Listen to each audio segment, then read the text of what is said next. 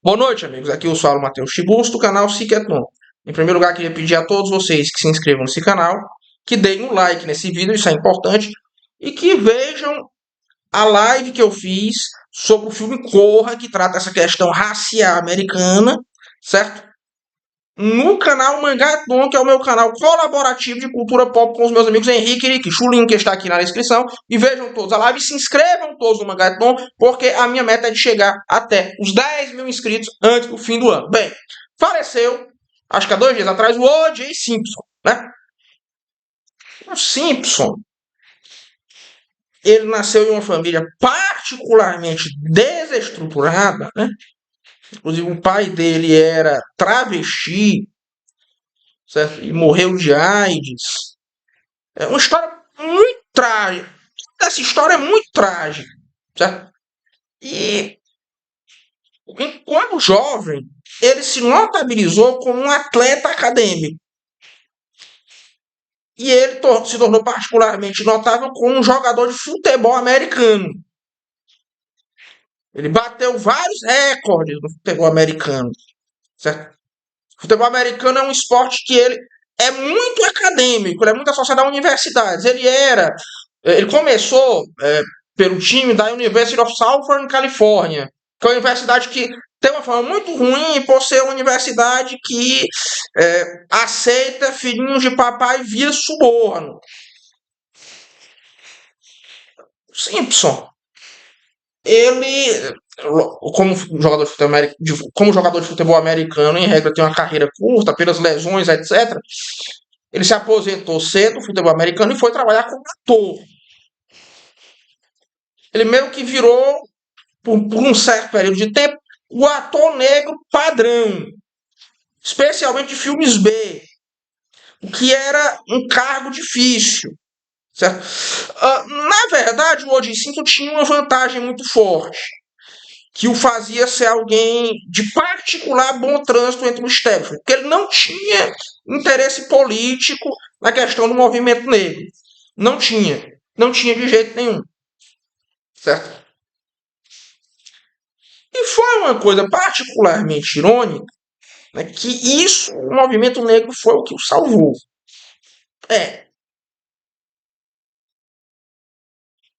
O O.J. Simpson, ele cometeu o assassinato da sua ex-esposa, né? Eu acho que eles estavam em separação temporária. Eu não sei como é que isso funciona em cada jurisdição da common law. Isso foi na Califórnia, né?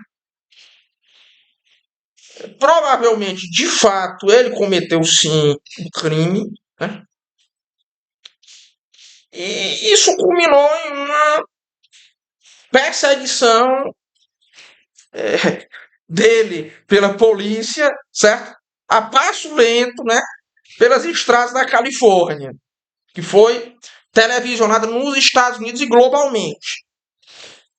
Quando começou o processo, aquele juiz ali, né, Lance Ito, ele é um nipo-americano, ele foi um cara particularmente nojento, porque ele meio que permitiu que o negócio virasse um circo midiático. Ele permitiu que o negócio virasse um circo midiático, que a mídia pudesse fazer o que queria no assunto, etc. Né? Isso acabou complicando muito a posição dos promotores, certo? O O.J. Simpson, como tinha muito dinheiro, o que é que ele fez?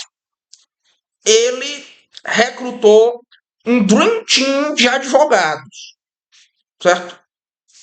Os melhores advogados dos Estados Unidos, os melhores advogados criminalistas dos Estados Unidos. Nisso aí, Aaron Dershowitz, professor de Harvard, né, o autor daquele The Perfect Defense, né, estava criticando o O.J. Simpson, certo? Na televisão. E aí, no caso, o O.J. Simpson foi isso. Eu quero esse cara aqui. Ele recrutou o Dershowitz. O Dershowitz, ele estava trabalhando na época. Ele e o escritório dele digamos assim, estratégias que envolviam a questão de crimes com evidência de DNA. Esse caso foi um dos primeiros casos criminais dos Estados Unidos onde você teve testes de DNA de material genético, de sangue, como evidência, certo? E o Dershowitz e o grupo do Dershowitz fizeram um grande trabalho, um sensacional trabalho, diria eu, em passar por cima disso aí. Eles enrolaram o júri o quanto puderam, certo? Inventaram que, não, o DNA decaiu, né? O DNA decaiu, né? O DNA não estava mais funcionando. Ninguém sabia nessa época direito o que era DNA, nem muito menos que isso era prova, então funcionou.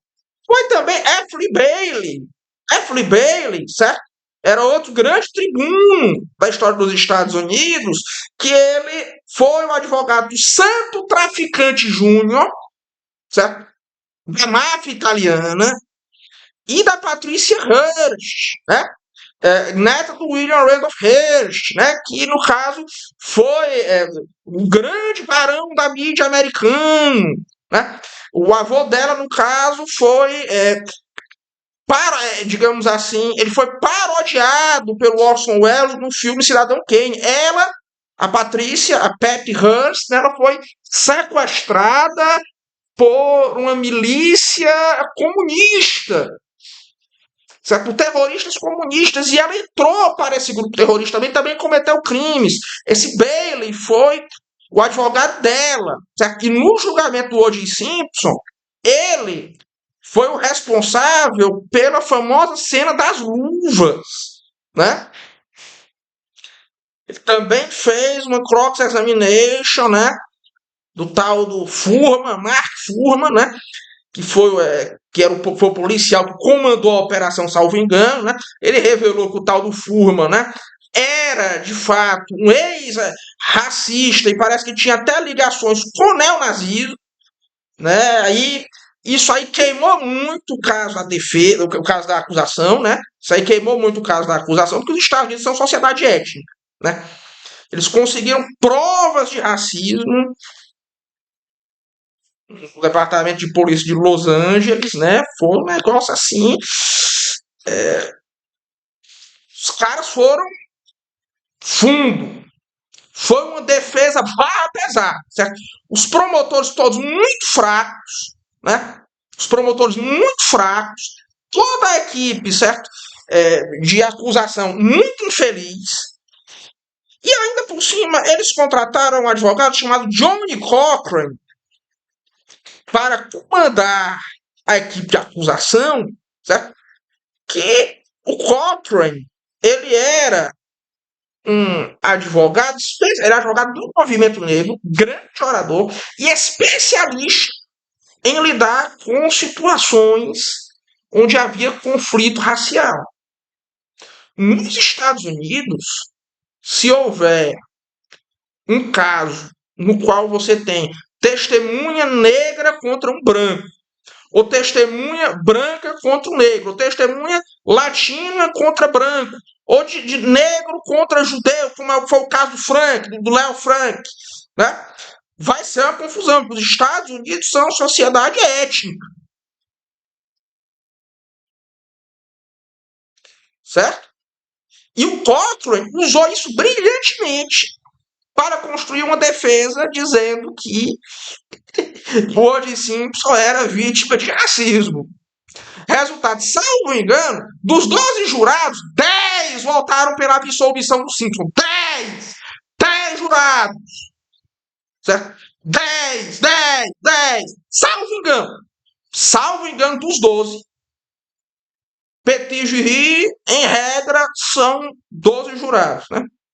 Salvo engano dos 12, só 2 votaram pela condenação do Simpson.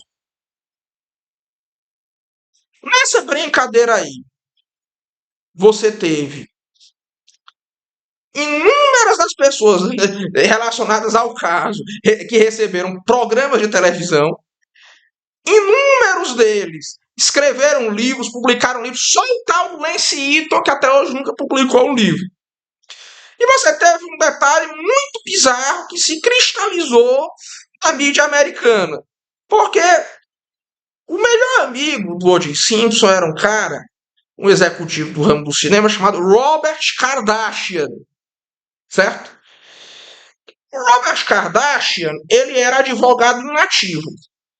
E ele foi arrolado para depor. E o O.J. Simpson não queria que ele depusesse. Resultado, ele colocou o Robert Kardashian para ser parte da equipe de advogados, daquele Dream Team, né? Ele tinha o Juris Doctor, mas nunca quase advogou na vida. Nunca desceu na vida o exercício da advocacia. E ele virou meio que um meme, entre aspas, naquela época, ele com aquela cara de bunda, né? Ali no meio dos julgamentos, né?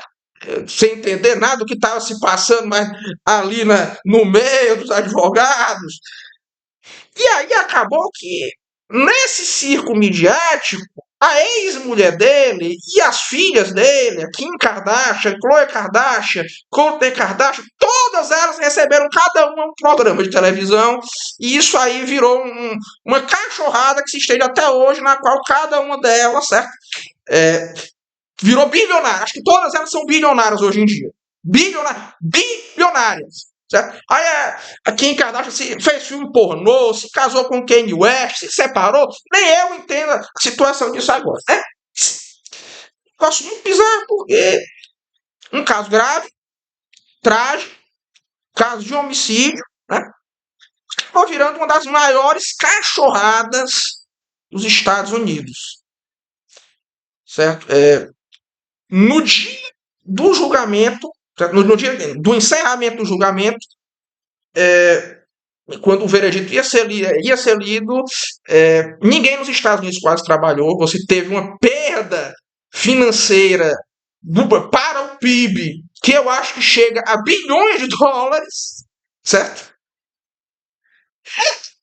O negócio foi uma cachorrada. Eu acho que foi o homicídio que terminou. Você teve um episódio trágico que acabou virando algo que parece ser cômico, mas que não é. O O.J. Simpson perdeu civilmente, certo? Ele foi condenado civilmente pelo crime. Não pelo crime, porque na esfera civil não tem crime, mas ele foi condenado civilmente por ter morto, né? A ex dele e outro rapaz que estava com ela. Né? Aí o que é que ele fez? Ele fugiu para a Flórida, porque a Flórida é um estado dos Estados Unidos que é cheio de leis bizarras. E uma dessas leis bizarras é que não pode penhora judicial de bens. Aí depois ele roubou, ele foi lá para Las Vegas roubar uns prêmios antigos dele. Essa história foi uma confusão grande. Mas eu só posso dizer uma coisa. O O.J. Simpson, nesse julgamento, o julgamento do século, pode ter sido absolvido. Mas se ele foi absolvido ou não diante do justo juiz, nós não sabemos. Se os mortos não receberam justiça nesta terra,